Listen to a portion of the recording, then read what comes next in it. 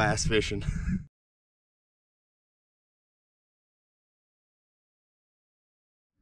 What's going on, everybody?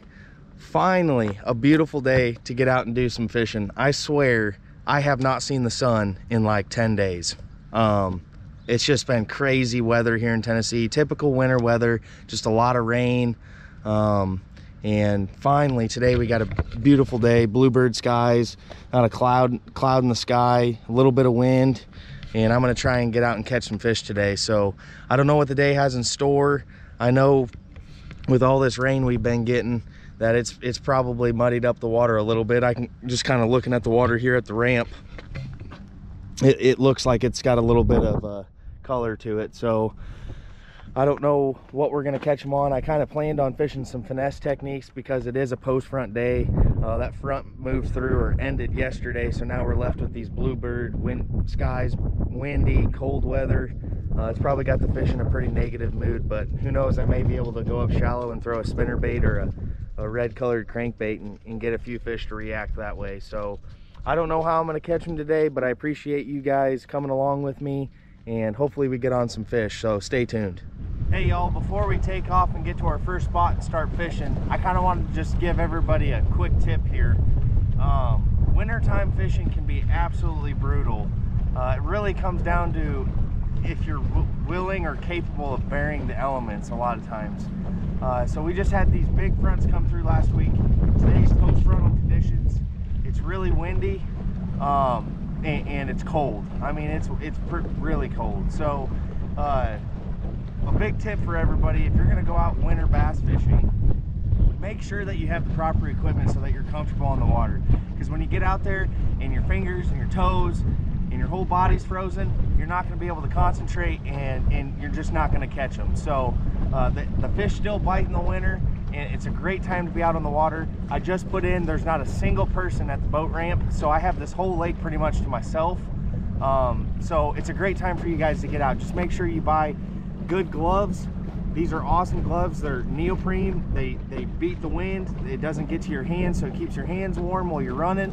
A beanie or a hat, something to keep your ears and your head warm. And then bibs. I have a pair of duck hunting bibs right here. It keeps all that wind and water off of me. And then a waterproof jacket with a sweatshirt underneath. And the biggest piece of this is definitely this sweatshirt I have. This is the Aftco Reaper sweatshirt. It's been an absolute lifesaver this winter. And I think you guys, if any of you winter fish, you need to get one. It's got this face mask, if I can get to it here, built in, that you can pull up over your face like this while you're running, and it keeps your face warm. So that's a huge deal there. And then the last piece that I think is the most overlooked, bass boats go really fast, and when it's windy and cold, your eyes start watering really bad. They freeze, and then you can't see anything, and that honestly becomes dangerous at that point. So buy yourself a cheap pair of goggles like this. You can put them over your eyes while you're running. It keeps all the wind off of them so you can see where you're going. So I just put these over my head like this in my hat, and I am ready to go. Pull this over my nose. I'm completely warm, and I'll keep all that wind and water off of me, and I'll be more comfortable and more capable of concentrating and putting more fish in the boat. So little quick tip for you guys, when you go out winter fishing, make sure you have the proper equipment. So let's get to fishing.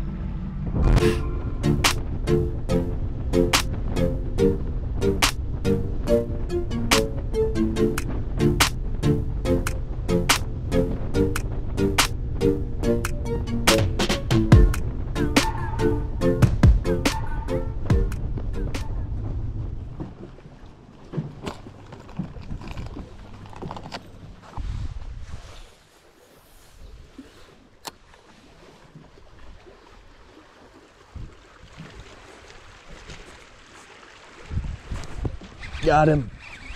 Big fish. Nice fish. Oh my gosh, it's a dandy.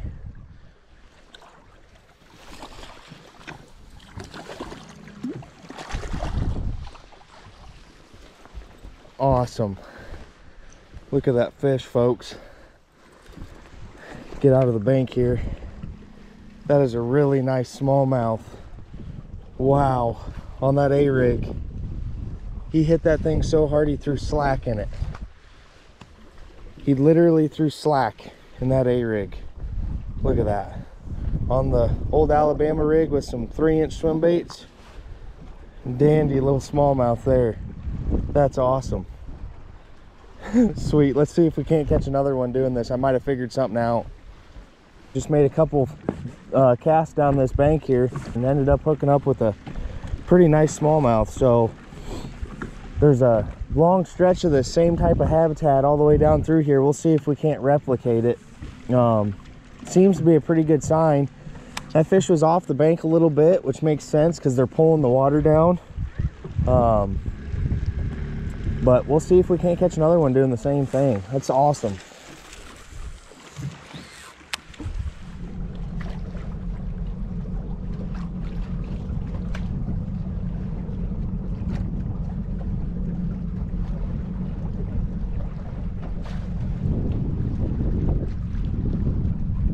What's going on, everybody? I'm out again today on the Tennessee River trying to get on some fish. I was out yesterday and it was really cold and windy. About froze me out. It was blowing like 30 miles an hour and fishing was really tough.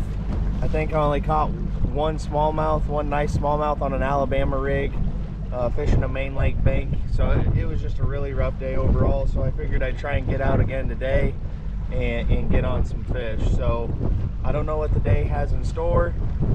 Probably going to be throwing some reaction baits because the wind's still up kind of high today, just so I can, you know, cover water and try and find some fish. So I appreciate you guys coming along, and I'll see you after a little while.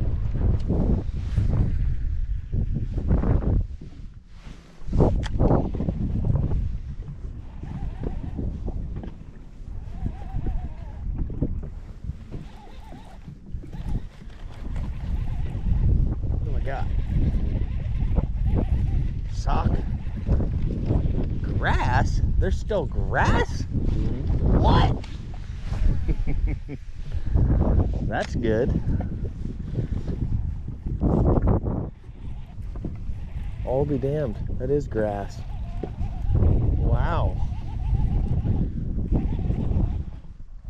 I'm intrigued now. Man, there's got to be a bass sitting over that. There's got to be a bass on that. There's no way. There's not. I'm gonna throw a jerkbait over it.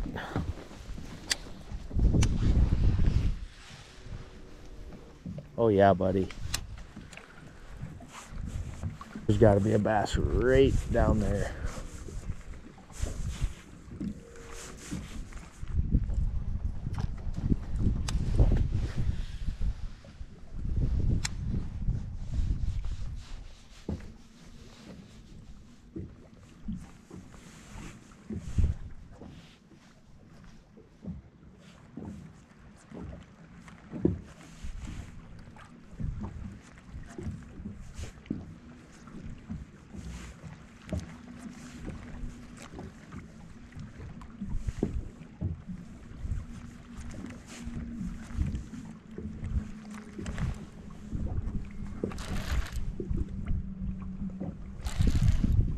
Yes, sir. On the old jerk plug, it's a freaking giant. God, I knew there'd be one under that grass. Oh, it's a dandy. Stay on. He's not cooked good. Out of that grass, just sitting there. That is a nice fish. He didn't even know he's hooked. That's how lethargic they are. That jerkbait was sitting there for...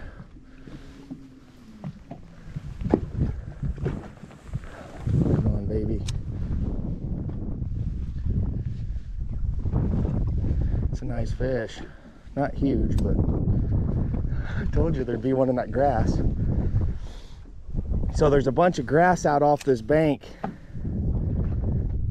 It's sitting in about, I don't know, 10 to 12 foot of water. Remnant hydrilla.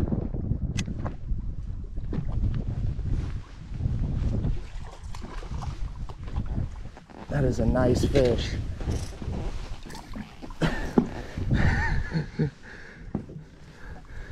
That is a dandy on the old jerk plug. Can't beat it. Oh my gosh, that's awesome. I've been sitting on this spot, I don't know, what do you think? Lid, probably 15 minutes or so. And I mean, it's tough fishing. These bass are really inactive right now. And me having to cast over that spot multiple times really shows that to me. I mean, tells me that. But it's cool. He's got some tattoos as well. A little lipstick right here. Little tattoos. That's awesome. That is a really dandy largemouth bass right there. That's awesome. Well, let's see if we can't catch another one.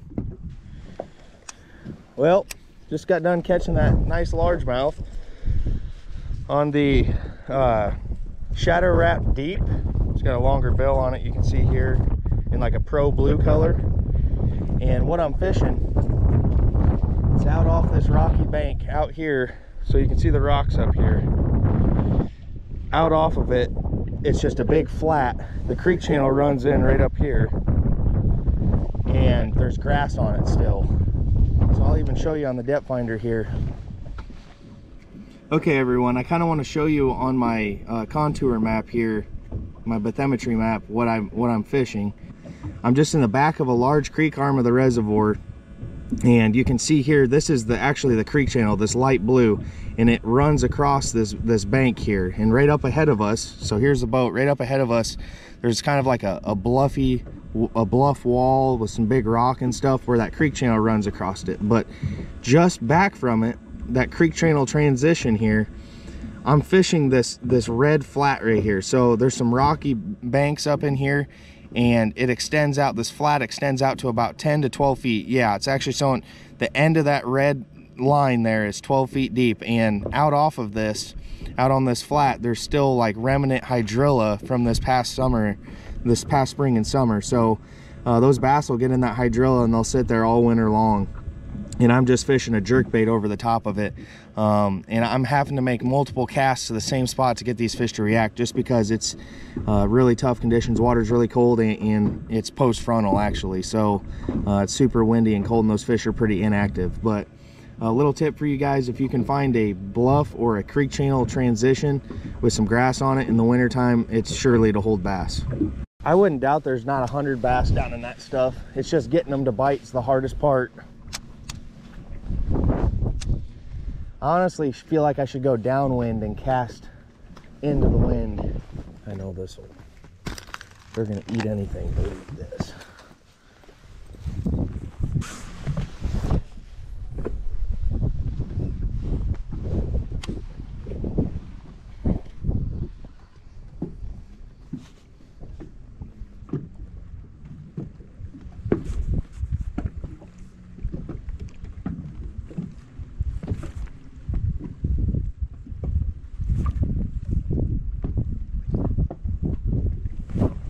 Got him. Giant. It's another big one. In that grass. Oh god dang, he ate that swim bait. Look at how he ate that swim bait, folks. I mean, inhaled it. You think he wanted that? Holy cow. I've casted at this spot I don't know how many times now down in that grass, and man, they're not wanting to eat. They're really inactive, but if you keep at it, keep casting, I know there's fish here. If you get on a spot where you know they're at, keep going through your lure rotation and trying different things to get those fish to commit, because it's just a matter of time. You just got to keep putting it in front of them. But I mean, that is down his gullet. Holy cow. So I caught a really nice one on a jerkbait, the old jerk plug, and now I've caught this dandy largemouth on an A-rig. So I'm just kind of going through a lure rotation, trying different things, and you know, it's working. So I'm gonna keep sitting here. I think there's more fish down here. There's probably hundreds of bass buried down in this old hydrilla. So we're gonna keep trying to see if we can't catch another one. Okay everybody, just got done catching that fish on that A-rig. Got my swim baits in order. I'm gonna keep casting this around and seeing if I can't get another bite. just fishing that same flat that extends out with grass, and the fish must be buried in it, because I'm having to make lots of casts to get them to bite. So it's not an easy way of fishing. Just trying to be persistent. I know there's fish in this area, especially in this one little spot. It seems if I'm not casting at the exact spot, it's like the spot within the spot. If I don't get my bait right where that grass is, I won't get a bite. So that second fish kind of told me something. Right where I just casted my A-rig is about where I've caught both fish. So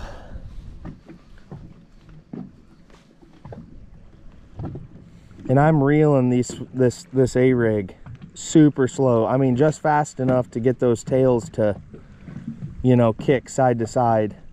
And I'm just adding in a couple pops here and there just to make that rig flex.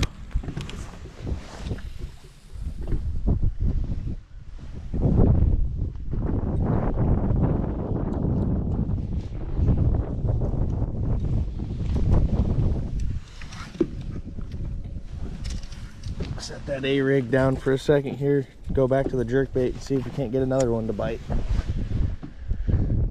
It's really hard to cast in this wind.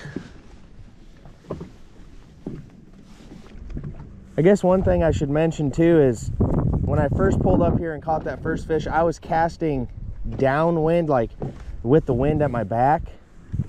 One thing I think a lot of people overlook too, especially when the fish are really not wanting to bite, they're finicky, is making sure your bait looks most natural. In one way of doing that is making sure your lure or whatever you're using is coming with the current. So this wind's blowing into me now. I'm casting into the wind, and you got to think this wind is generating current underwater. So all the bait and stuff that's getting pushed by these bass down there in that grass, it's more natural that your lure follows that same pattern. It's coming with the current or with the wind.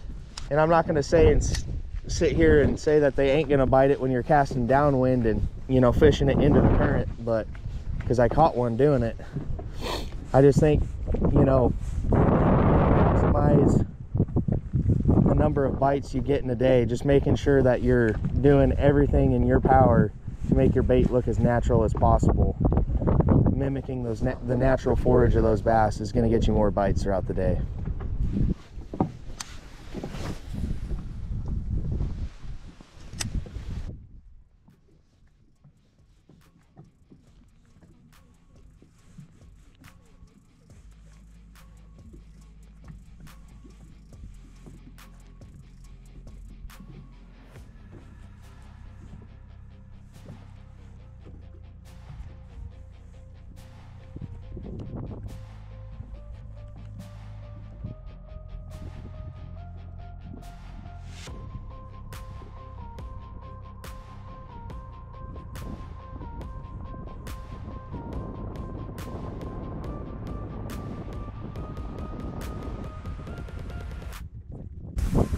Got him on the old jerk plug. Feels like a nice fish. I'm telling you, it's a lure rotation. You just got to keep trying different things until you get fish to commit. Oh my gosh, it's a freaking big one. This might be the biggest one yet. This fish is close to 4 pounds here. They're so cold they don't even know they're hooked. Oh gosh, don't get the hooks in my mouth. Look at that fish. Oh my gosh. I'm telling you, this spot, this grass is loaded with bass like this right now. It's loaded. Look at the yellow tinge on this fish. It's a pretty one. That is a gorgeous bass. On the old shadow wrap deep, just fishing it down over the top of that old hydrilla down there. Caught one on the jerkbait when I first pulled up, another one on an Alabama rig, and then switched back to the jerkbait again. And I think this is the biggest one yet, so that's awesome. We're gonna stay on this spot and keep fishing it. And I just know there's an absolute giant down there. It's just a matter of getting them to bite or not. So sweet, let's see if we can't catch another one. Hey everybody, I just finished up the day today on Watts Bar, and I just kind of wanted to go over what I caught my fish on, try and help you guys at home try and catch fish on your own waters. So yesterday I was out, it was really windy, post-frontal conditions, really tough fishing. I only caught one smallmouth on an Alabama rig on the main lake on a rocky bank there. So today I came out, the weather had kind of gotten a little bit better. We had some cloudy conditions this morning. Still windy, but the fish seemed to be biting a little bit better. And so I had a completely different game plan today. Instead of going to the main lake and fishing main lake banks, I decided to stay in a big creek arm of the lake that's really large and supports a big population of bass year round. But what I ended up finding was actually a flat right before a creek channel, bluff wall bank. And on that flat, there is some grass out in some deeper water. I'm talking 10 to 12 foot of water. And it's just remnant hydrilla that was there from this past spring and summer. And it was still green and luscious. And that's one thing I want to stress is that if you can find grass, the last remaining grass, even in the winter in some of these southern reservoirs, there's going to be bass on them. So kind of some of the baits that I used to catch those fish today. The first one that I caught two of my really nice largemouth on was a jerkbait. This is actually, the specific model of this is a Rapala Shadow Wrap Deep. So this bait dives down to, you know, probably 10 feet deep on 10-pound test, which is what I have it on. And I was just throwing it in a Pro Blue color. Now, this is a really good bait to fish over the top of grass. It's great because you can have it rigged up in the wintertime. You can fish rocky banks, long tapering points in the winter. Tons of different habitat with this one bait, but it's also super effective fishing it over the top of grass in the wintertime. So you're jerking it down, and the thing is, I was actually ticking the grass with this, and I think that's a big key. You want your jerkbait to be hitting the top of the grass to get those bites. That's how you're getting those fish to react. Today the fish were still pretty finicky. I had to cast in a specific spot to get bit. And when I did, I wanted that bait to be ripping out of the grass. Now, you can do that or achieve that through a couple different mechanisms. If you're getting bogged up in that grass, use bigger line, like 14 or 15 pound tests. That'll keep that jerkbait up higher in the water column. Now, how I was doing it, because I only have this one rod to fish a jerkbait on, I had 10-pound tests, so I can fish it off those steeper points in rocky banks still. But if I do find offshore grass, I can use my rod to keep the bait up a little higher. So I would jerk it down. Once I felt it hit the grass, I would use my rod tip to keep it high while I was jerking the bait. And a big deal too was the pause. I was letting this bait pause 5 to 10 seconds as well in between jerks. So the water temp today was 46 degrees. That's pretty cold. Those fish aren't gonna be really active, so you want those pauses in there to get those fish to react. So that's the first bait that I caught a couple really nice largemouth on. The second one, everybody throws this in the wintertime and it's really good, but I think a lot of people overlook it fishing it over the top of offshore grass in the winter when you do find it. And that's just an Alabama rig. This is just a Yum Flash Mob Junior Alabama rig with some 3-inch Strike King swim baits on the back. And I was casting that out, not letting it sink, and I would engage my reel and start reeling it and giving it some pops and letting it fish right over the top of that grass. So those fish that are hunkered down in it will come up and feed on this. Now, there's some other baits that I want to talk about as well. Other options for you that may be more productive on the fishery that you fish at.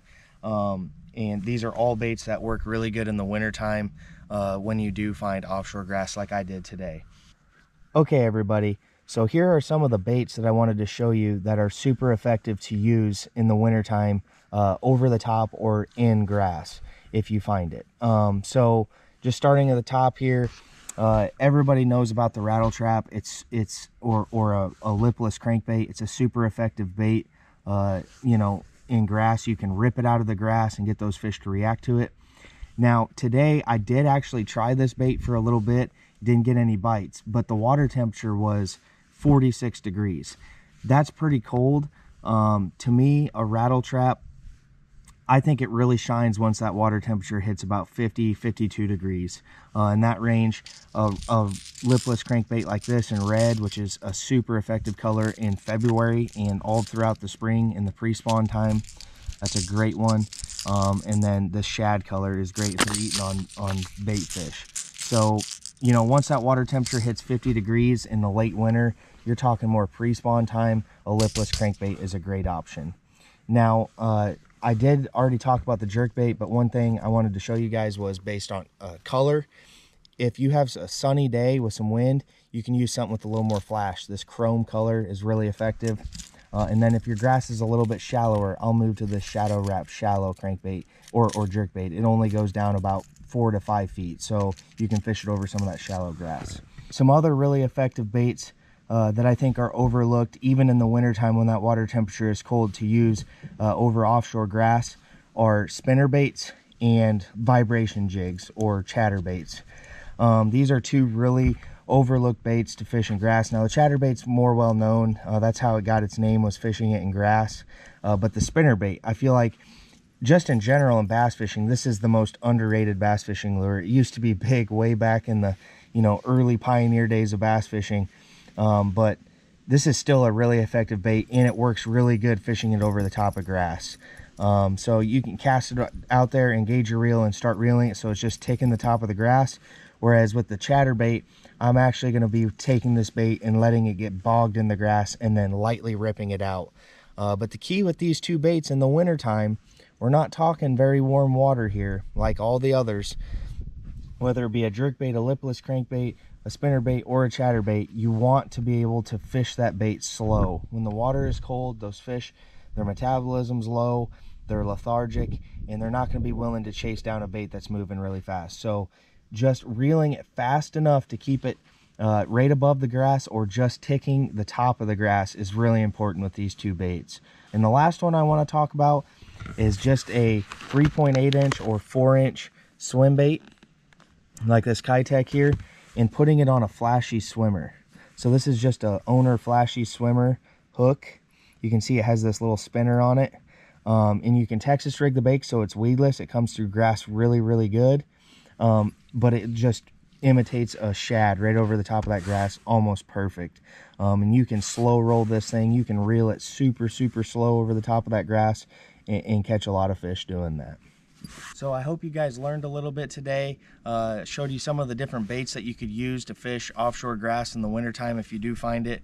And I think if you use any one of these lures on the fishery that you fish at in the wintertime, I think you'll have a lot of success. I appreciate you guys coming along today, and please don't forget to like, subscribe, and hit that notification bell at the bottom of the video.